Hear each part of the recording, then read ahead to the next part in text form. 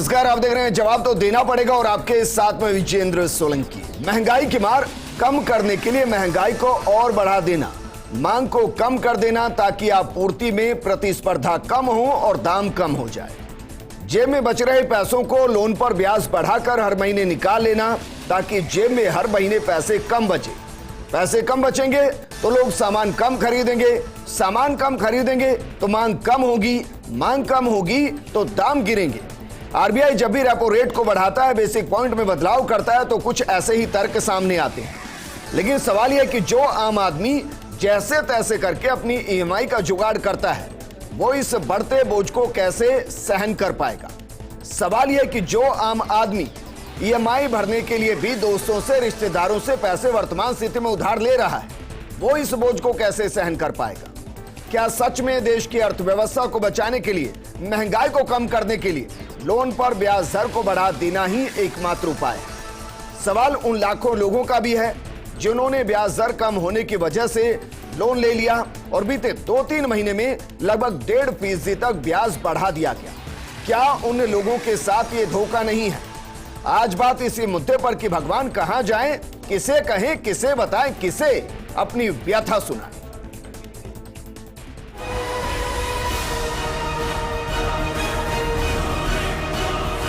To increase the policy repo rate by 50 basis points, 50 basis points to 5.4%.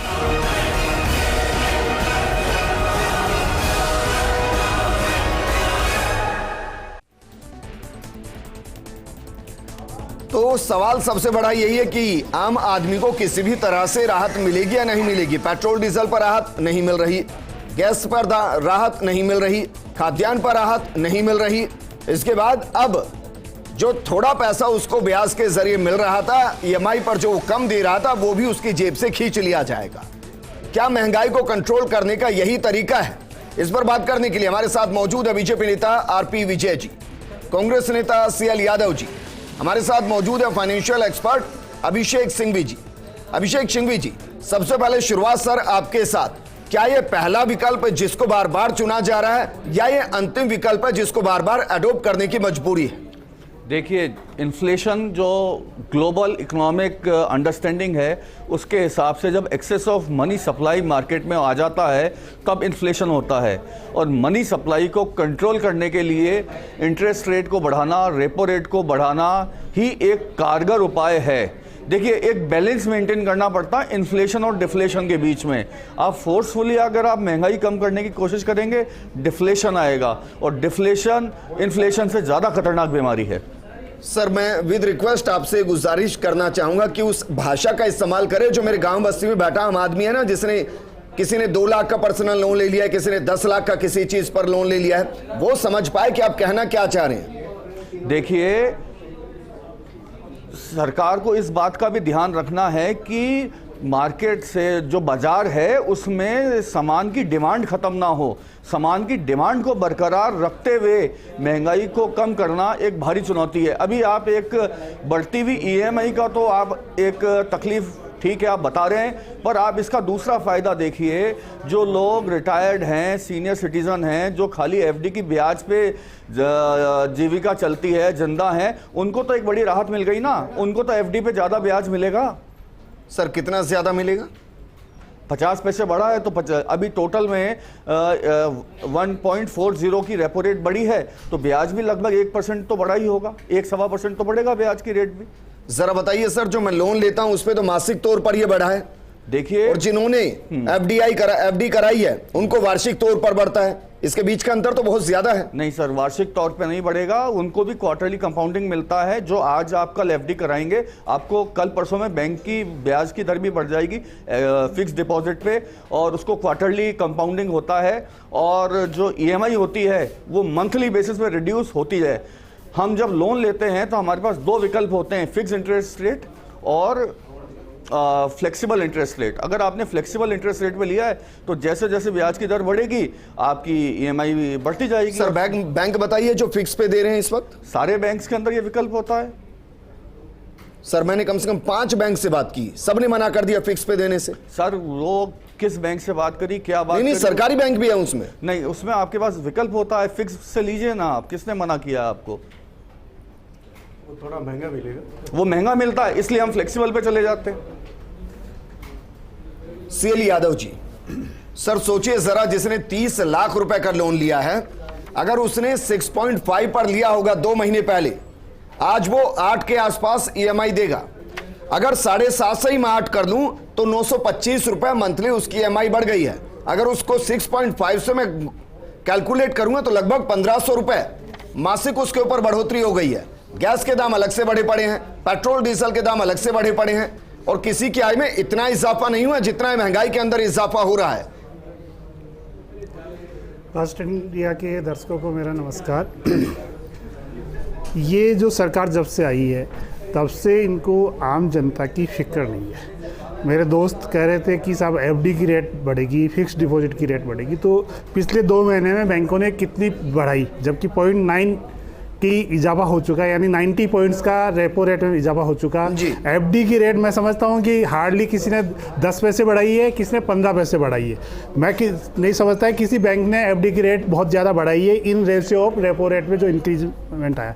लेकिन जैसे ही repo rate में increment हुआ वैसे ही सारे बैंकों ने लोन की ईएमआई चेंज कर दी और सारी किस्तें बढ़ गई। अभी मेरे दोस्त ये भी कह रहे थे कि साहब जो चीज़ें हैं वो बहुत सारी चीज़ें चेंज है।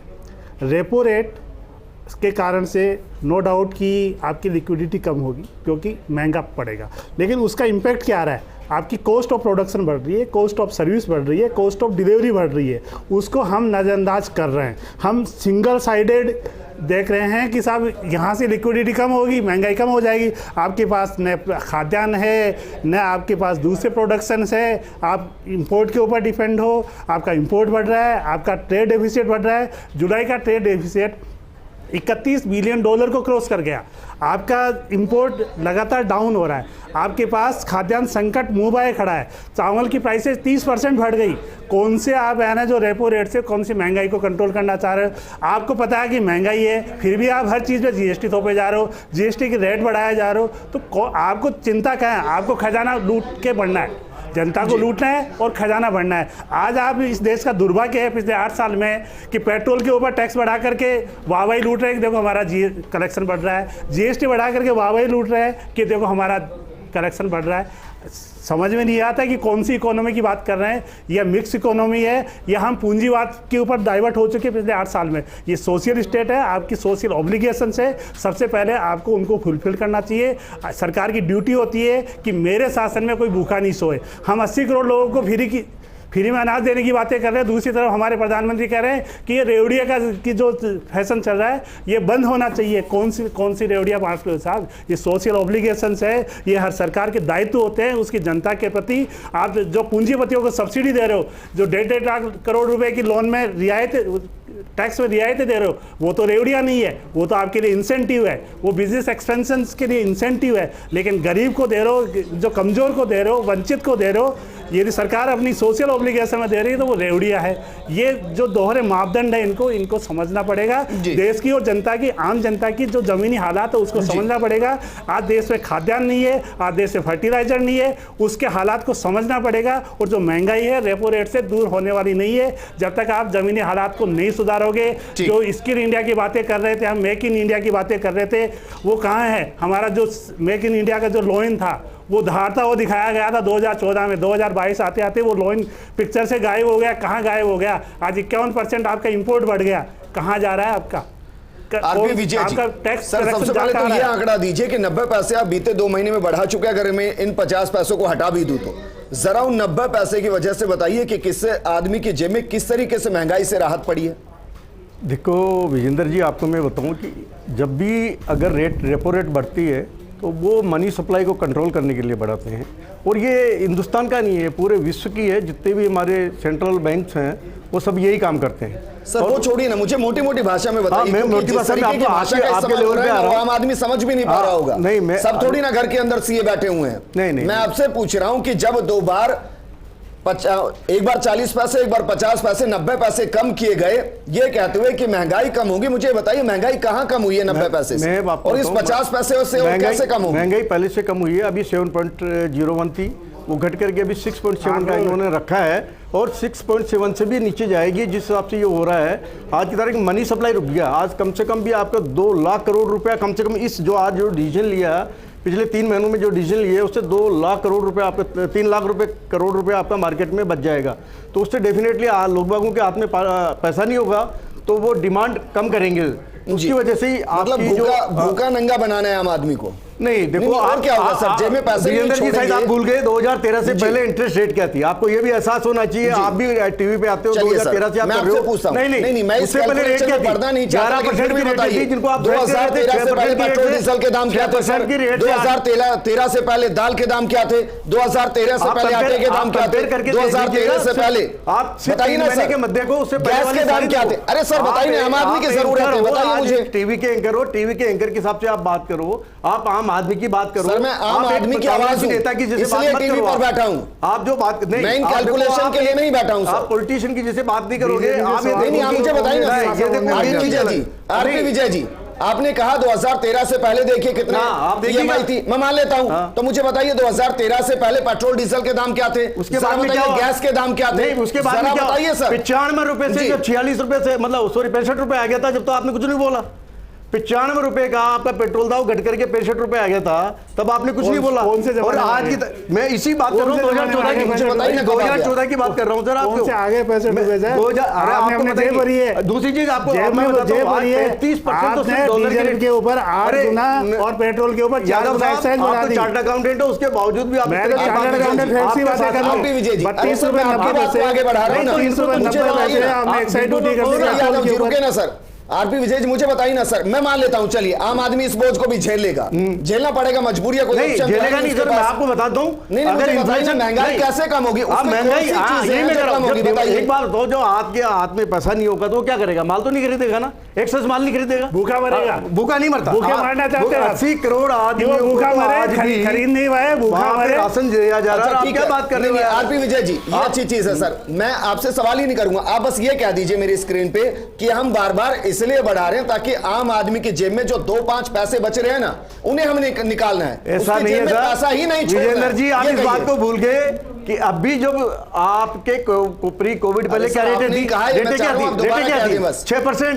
6% से बढ़कर के अगर 8% हो गई तो उससे पहले कितनी थी? 11% थी। 11% से बात तो आपको करनी पड़ेगी ना सर। फिर मैं आपको बताऊं, 2 चीजें हैं जो शताब्दी के अंदर पहले वापस निकलवा के सुनाऊं अभी दर्शकों को। शताब्दी के अंदर आपने कहा कि आम आदमी की जेब में जो पैसा बच रहा है, वो जब पैसा ही नहीं बचेगा तो वो मांग की नहीं पैसा मैं आपको चाहते हैं कि जब महंगाई कम हो जाएगी तो अरे भैया महंगाई कम हो जाएगी, इनकी प्राइसेस कम हो जाएगी, आपकी टेबल्स की प्राइसेस कम हो जाएगी सर, तो उसके जेब में पैसा बचेगा ना भाई जी, क्यों नहीं बचेगा? आज की तारीख में अगर सब आटा 35 रुपए किलो है, अगर वो घट के 30 रुपए किलो आ जाता है। मंगलम प्लस पर की है भगवान, कहां जाएं, किसे बताएं कि महंगाई जिस तरीके से कमर तोड़ रही है उसमें ईएमआई का बोझ आपकी जेब पर और भारी पड़ रहा है। और आरपी विजय जी बीजेपी नेता कह रहे हैं कि इसलिए किया जा रहा है ताकि आम आदमी की जेब में जो पैसा बच रहा है उसको निकाल लें, ना फिर वो डिमांड करेगा। आप गलत बात सुनाऊंगा सर, मैं मेरे बात सुना देना, वापस कहिए, चलिए वापस कहिए सर। के बाद जो ज्यादा पैसा होता है ज्यादा तरह के खर्चा करते हैं, कम से कम वो खर्चा नहीं होगा तो डेफिनेटली आपका इन्फ्लेशन है ना कम हो जाएगा। मैंने ये बोला है। चलिए ये बात मैं मान लेता हूं कि आम आदमी की जेब में, आम आदमी जो अपने हिसाब से 4 चीजें एक्स्ट्रा खरीद लेता है कि चलो मैं ये खरीद लूं, अब वो नहीं खरीद पाएगा, ये कह रहे हैं आप? बिल्कुल। मतलब ये भी अब ऐसे तय किया जाएगा कि आम आदमी को क्या खरीदना है क्या नहीं। महंगाई होती है तो नेसेसरी आइटम ही आदमी खरीदता है, अननेसेसरी का आइटम नहीं खरीदता है। But just to check that ये इन्फ्लेशन को कम करने के लिए ही रेपो रेट बढ़ाई जाती है और ये पूरे वर्ल्ड में है। ये कौन तय करेगा सर? मुझे बताइए ना सर, कौन तय करेगा? जिसके 1500 रुपए ईएमआई के अलग से जाएंगे, अपने उसके घर में आटा खरीदने का पैसा बचा है नहीं बचा है, कौन तय करेगा सर? इंग्लैंड ने 30 साल के अंदर पहली बार 50 बेसिस पॉइंट पे, इंग्लैंड में बैठे हैं सर इंग्लैंड में नहीं है। देखो आपको ये वर्ल्ड इकोनॉमी है आज की तारीख में, कहीं भी कुछ होगा था इम्पैक्ट यहाँ पे आता है। ऐसा नहीं ये होता बिल्कुल वैसा ही ना सर, जैसे क्रूड ऑयल के दाम अंतर्राष्ट्रीय बाजार के हिसाब से रात को 12 बजे ग्लोबलाइजेशन 12 बजे फ्लक्चुएट करते हैं, वैसे ही है ना बिल्कुल। अगर वहाँ छींक आती है अमेरिका में जी, तो हमारा मार्केट यहाँ गिर जाता है जी। उसके पीछे रीजन जरा बताइए, $118 से क्रूड ऑयल गिरकर $90 आ गया। आपने बताइए कितने 10 पैसे की आम आदमी को राहत दी है?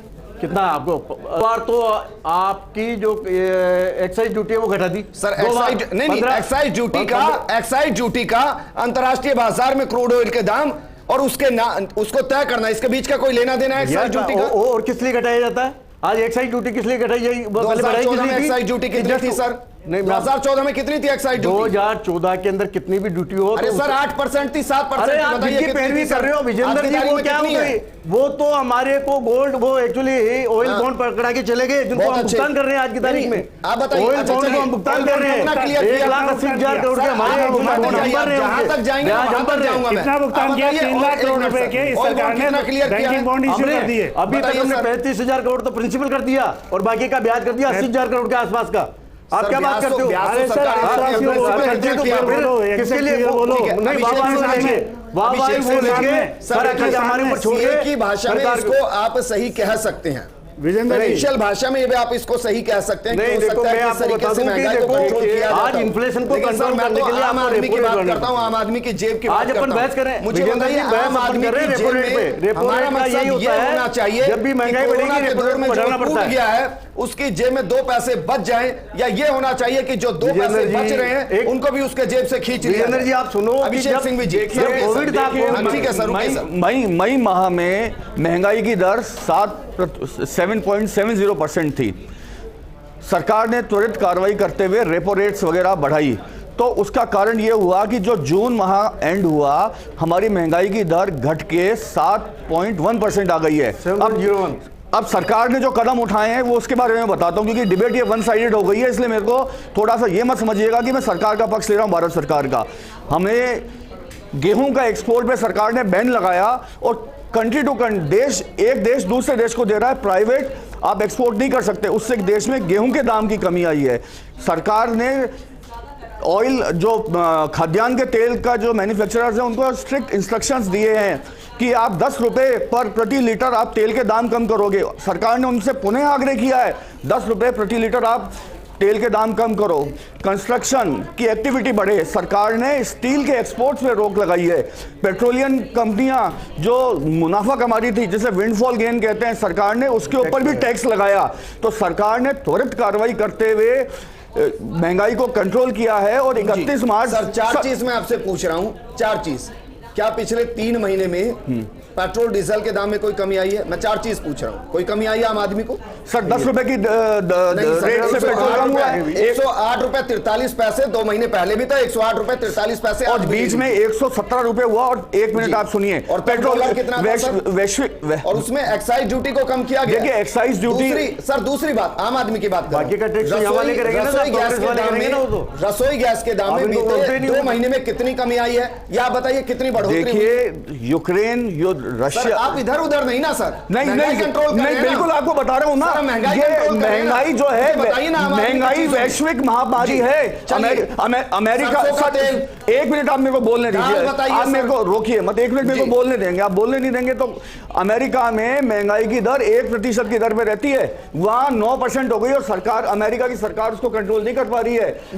हम यूरोप की बात करते हैं, इंग्लैंड के अंदर, ब्रिटेन के अंदर जो महंगाई की दर 2-3% रहती थी वो 9% हो गई है। तुर्की 78% हो गया है, श्रीलंका दिवालिया हो गया है। और जिस बांग्लादेश की, अमेरिका में होम लोन क्या रेट है सर? है अमेरिका में होम लोन क्या रेट? अमेरिका की होम लोन की मेरे को दर नहीं पता है, तो नहीं पता। अमेरिका में तो समस्या है, अमेरिका में चीजें अच्छी अच्छी है वो सब बताएंगे। अमेरिका में, अरे विजेंद्र जी बताइए ना सर, बैंक रेट क्या है? पिछले 3 महीने में 2% है। आप क्या बात कर रही है? अमेरिका में यहाँ बैंक रेट कितना है? अमेरिका के अंदर आप जाके पता न्यूज चैनल्स देख लीजिए, वहां लूटमार की घटना बेरोजगारी के कारण बढ़ रही है। हमारे यहाँ तो सब चीज उपलब्ध है।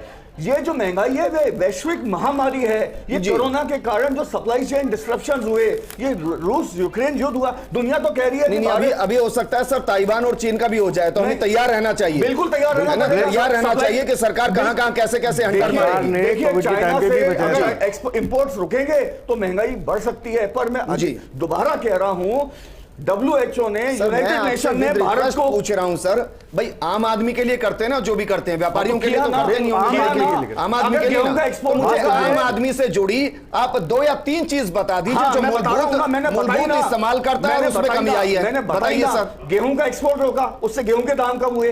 सरकार ने आज गेहूं के दाम कितने हैं कितने सर? हुए? स्टील का भी हुआ, गेहूं का भी हुआ। गेहूं के दाम एक्सपोर्ट रोकने नहीं, से कितने कम हो गए आम देखिए, आदमी को, दुनिया सर? में गेहूं की भैया, पहले- उल्टा मैं बताता हूं सर, 35 25 किलो से नीचे खरीदने पर 5% GST देना है आम आदमी को। किस पे देना है? आटे पे देना है, ब्रांडेड आटे पे देना है, गेहूं खरीदने पे नहीं देना है। पैक्ड आइटम आप क्यों गुमराह कर रहे हो? पैक्ड आइटम पर देना है। वो जो पैक्ड आइटम पे पैक्ड वो भी आइटम पे ब्रांडेड देना पे है। देना है। पैक्ड खाद्य आइटम पे तेल देना है, खाद्य- ब्रांडेड खाद्य नॉट तेल- ब्रांडेड खाद्य दोनों पे तेल देना के है। ऊपर रिटेल से लेकर के वहाँ 25 पेटी पर 25 किलो या 10% 25 किलो या उससे भी हमको ये सब पे देना है।